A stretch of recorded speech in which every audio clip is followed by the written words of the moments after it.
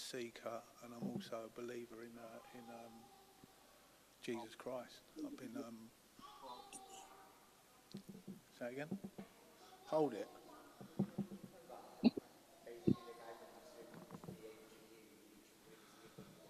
How's that? Lovely. Where's the camera? Hi.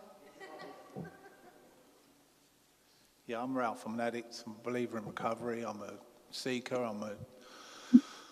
Yeah. And it's good to be here. Thanks to Raf for praying for me a minute ago. I felt like I needed that. Katie also sent me one on a voice note this afternoon.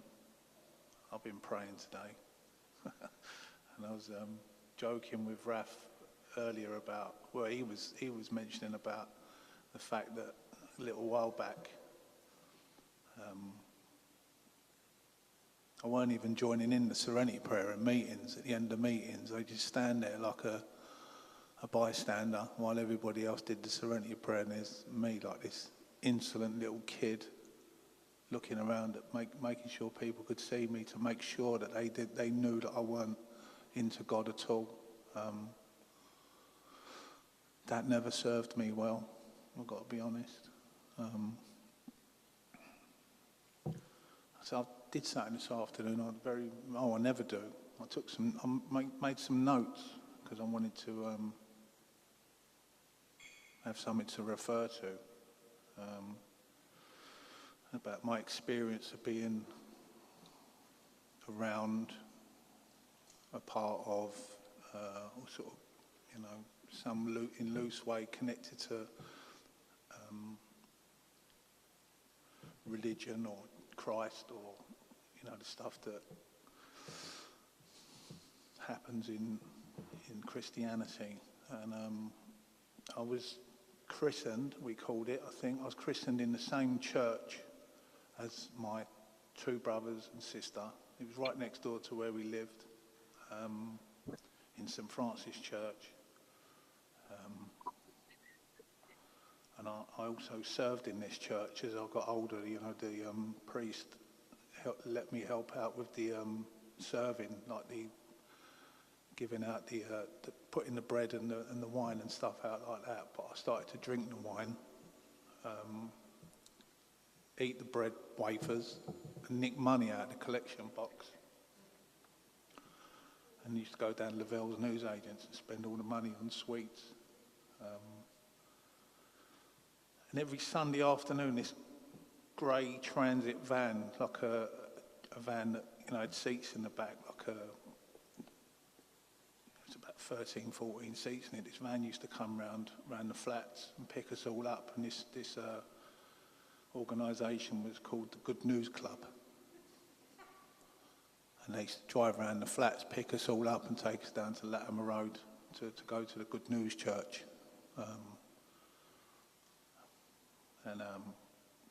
I just remember them being really nice people, kind. There used to be snacks and whatever there, and we used to play games. I can't remember too much about the content of the church or anything like that. I wasn't sort of open to it. Don't know whether I was open. It was happening. I was there, and they used to sing this song, "Oi, oi, oi, it's the good news boy, and he's coming down your street. Listen well, I can hear you tell the stories wondrous and sweet." I know the rest of it, but I ain't saying the rest of it. "Oi, oi, oi, it's the good news boy, and he never wears a frown. Tell them all that Jesus Christ is the happiest boy in town." Oh dear, I'm going on X Factor with that.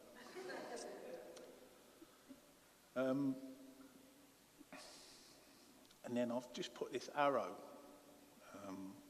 from the time when I drank the wine and stole money from the collection box. I've just drawn this line to 29, which is when I was listening to the lyrics of that track you know, every dark addiction.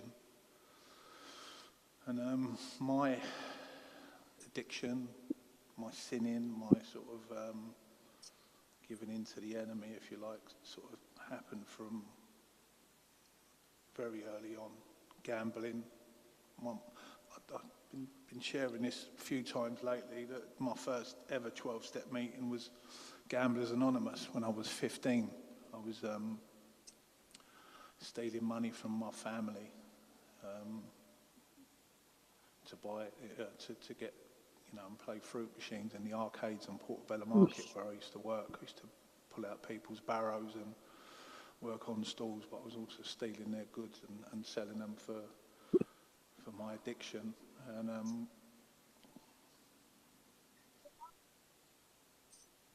I didn't know this at the time, and I can still sort of not deny that it's happening. I know it's happening, but addiction for me is something that has run through my recovery. Overeating, you know, I've been in and out of OA over the years. Some of the sex fellowships.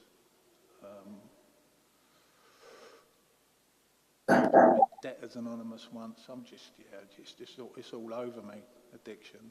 And like I said, when I got to 29, I've reached French Muse, 22nd of February 1999, and that night,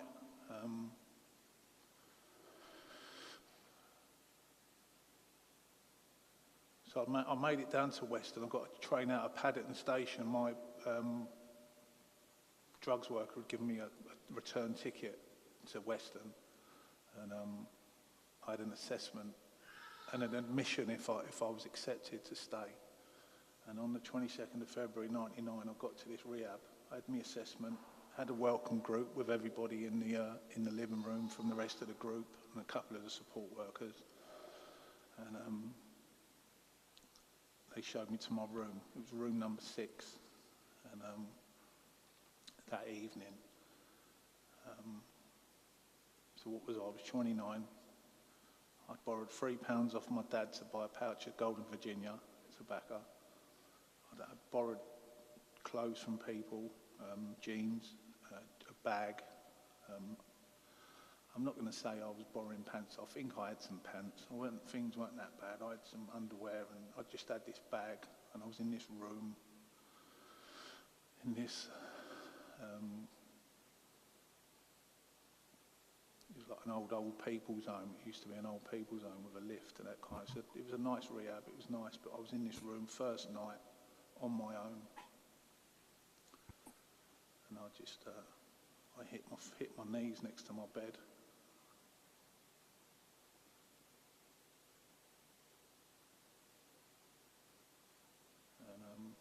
Try again, shall we? It was lit up because there was a church across the street. And there was a street lamp shining through the window, and I just called out to someone who I didn't know, to something I wasn't aware that was there, and I just called out, "Please help me! I can't do this anymore."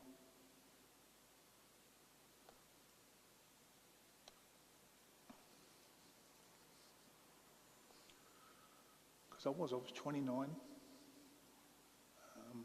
I'd amounted to nothing. I was not allowed in my mum's house. In fact, they had let me stay there for a couple of weeks leading up to me going off to Western. They let me stay in the house. My mum would take my trainers up to bed with her so I didn't run out of the house. Mum, you know, her handbag was stapled to her side. There was no money about, because I was looking for it. I managed to sneak out one night. I got a pair of my dad's old winkle picker shoes, got a key out of my mum's jacket, and I went down to some house where I used to smoke crack, and I scrounged a pipe off someone, and that was the last time I smoked crack. It was probably about, I don't know, mid-February 99, and like I say, I'm this 29-year-old man in this rehab in Western-super-Mare. I've never heard of it, never been there, don't know what I'm doing there. And then I go into group the next day, and I start listening to some young girl from South London called Jane sharing her story about abuse at the hands of her uncle, and I'm sitting there thinking, I don't need to hear all this. I just want to stop smoking crack. And thankfully I stayed in this place for 6 months. Now, getting into NA, which is the fellowship I go to, you know, I got to my first NA meeting when I was 6 months clean. And one of the reasons why I ended up in this rehab, because when I went through the brochure with my drugs worker, we went through some different rehabs, and she sort of pointed out these other ones that were 12-step based, and I asked her what they were and what they meant, and she, you know, unfortunately a lot of drug workers have a sort of a dim view of our program, and she said, oh, they're all to do with God, and I just thought, nah, not for me, and I went to this rehab, which was self-empowerment in its nature. So my first NA meeting was in the rehab, and I decided when I left that I was going to go to meetings. Now, my first experience of praying to a higher power was my late grandfather, Fred. He died when I was 7. And over the years, I've had different experiences around. I've gone to places to chant, temples. What else have I tried? I don't think I've tried that much, really. And I suppose getting into my sort of journey into Christianity, it began.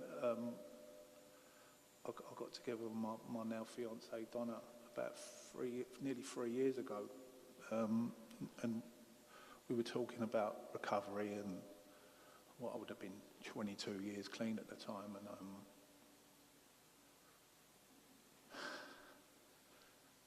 she was of the mind of where's your God? What God do you turn your will and your life over to?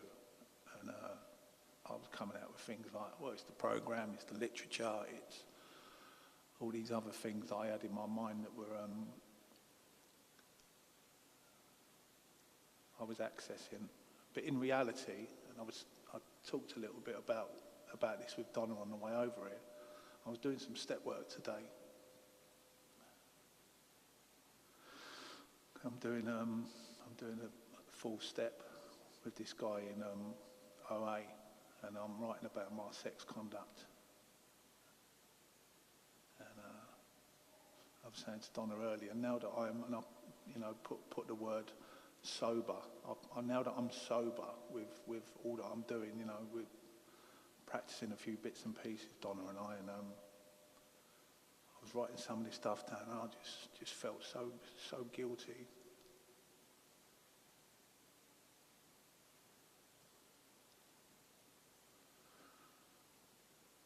Because over the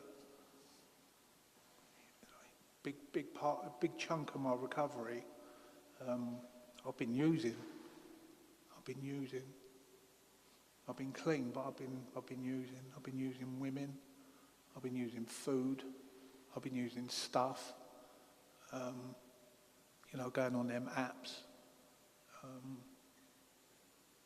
And there's a part of me that's sort of going, "Oh, go easy on yourself." But why should I go easy on myself? Some of the things I've been writing about over the last week or so, I certainly wouldn't like them done to me. So I'm at this place now because would it be about a year or so ago, and I've been noticing it over the last couple of years. There's a couple of people that I sort of attribute my coming to Christ as the reason for it. You know, there's Katie.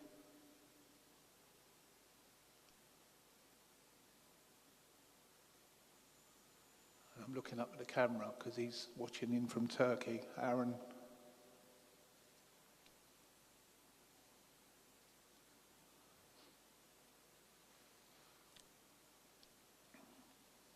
Because I suppose it'd be about 12 years ago, maybe 14 years ago, someone who I'm sure a lot of you know came over to England from America, and he started talking about, recovery, and he was someone who shook the fellowship right up with his message, and I weren't a big fan, if I'm honest. I weren't a big fan, and I even made amends to him about a year and a half ago when I see him in Bournemouth, and I apologised to him because he used to come to England and I used to avoid him like the plague. I used to just veer off when I saw him in conventions and that. When I'd previously been talking to him and phoning him and that kind of stuff, I just thought, you're dividing our fellowship, go away. And I now know that's not the case. The lives that have been changed through Christ on the back of what's happened to our fellowship in particularly in London and elsewhere, other parts of the country, it's only benefited us greatly. So I, looked into getting into this in a big, in a more practical way. So I looked for an Alpha course. I told Donna about it. Donna and I enrolled. We went to this Alpha course back in January last year. No, this year. January. And we went for the whole, every week, did Alpha Day. And then we got baptised on Easter Sunday together in our church. Our church is Christ Church, Spitalfields, by the market. And we're going to get married there next year. Thank you.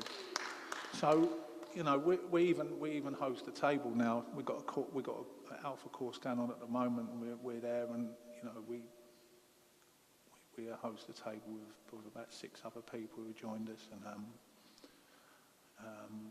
something's happening to me, and I like it. And I have to be honest with you here. When I'm using, because I still use food, when I'm being greedy and I'm being lazy and I'm all those defects of character that we talk about, when I act out on them, this starts to go over there. And I start to put it over there, further and further away from me. So this morning, I got up, done some step work, watched a couple of things on YouTube. How long have I got? Watched a couple of things on YouTube, and I picked up, there's a term they use in the church I go to, it's Bible before phone, which is difficult. And I woke up about 2:30 this morning, and I won't kid you, I was on Instagram for an hour and a half, from 2:30 till 4 o'clock, just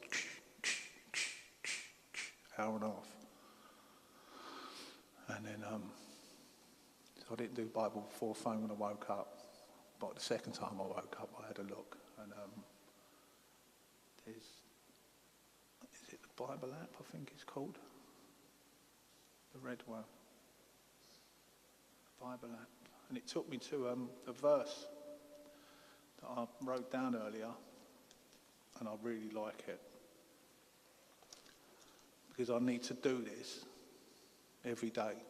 And I might tell my little story about my plan that me and Donna were debating earlier, about my little prayer room.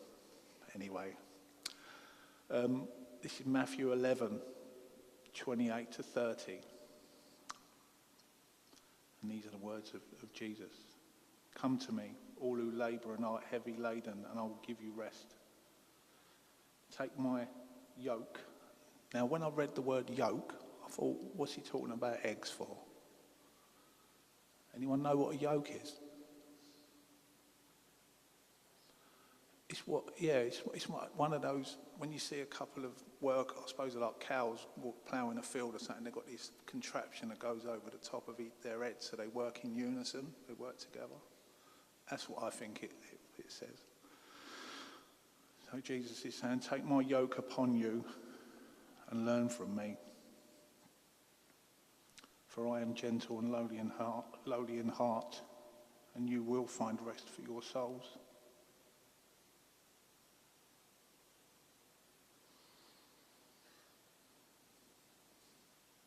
for my yoke is easy and my burden is light. And I thought about that today because I read it on the Bible app in one of the people on there that contributes on the app. And I thought, I like that. I'm going to read that out tonight. Make out I know what I'm talking about. And I don't. I'm a newcomer.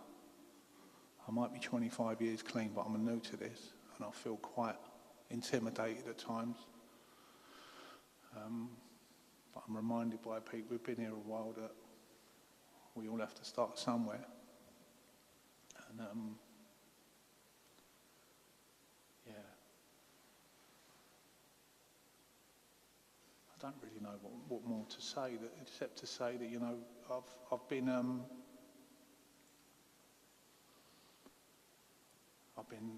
loved, I've been welcomed. People are quite surprised that I'm here now. But as I understand it, and I'm starting to realise that Jesus can do anything. He can. He turned this stone cold atheist into a believer.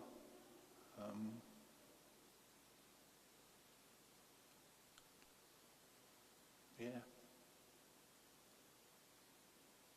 Don't really know what else to say. I want to repair some of that stuff I was talking to, you know, the stuff I was writing about today. I'll be reading out that stuff to the guy who's helping me with the food at the weekend, and already I'm thinking about steps 8 and 9. It's mad. Needs to be done. Like I said, I might be a quarter of a century clean from drugs, but I'm still an addict, and I've still caused a lot of harm in my time here. And I hope and I pray, and I'll say this to God really, I hope and I pray that my being here and turning up to witness for him and testify for him in some way help someone else who is lost out there, who's using people, stuff. So just try and see if your burden can be lightened, because it's happening for me when it's not over there and it's here. I've got to have it here, I've got to have it there. And I'll end on this.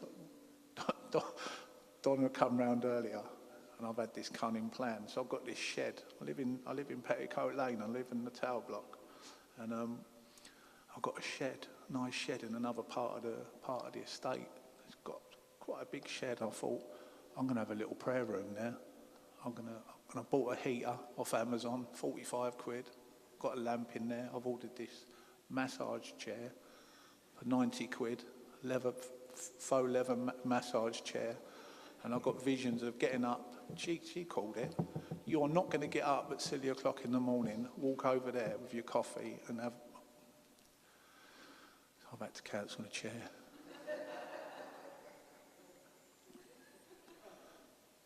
And just liven up really. Stop spending money I ain't got on things I don't need, and just go on my balcony with a coffee and a dressing gown on. Just keep it simple. Yeah. I do have some mad ideas. But yeah. Thankfully I'm being looked after by the King of Kings now. That's it. Thanks. I'll leave it there.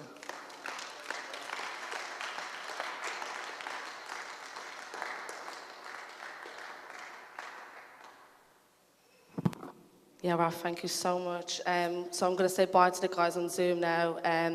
Go and have your time to share back. But yeah, Ralph, it was really good listening to you. Do you know what you and Donna have in your relationship with Christ is so attractive?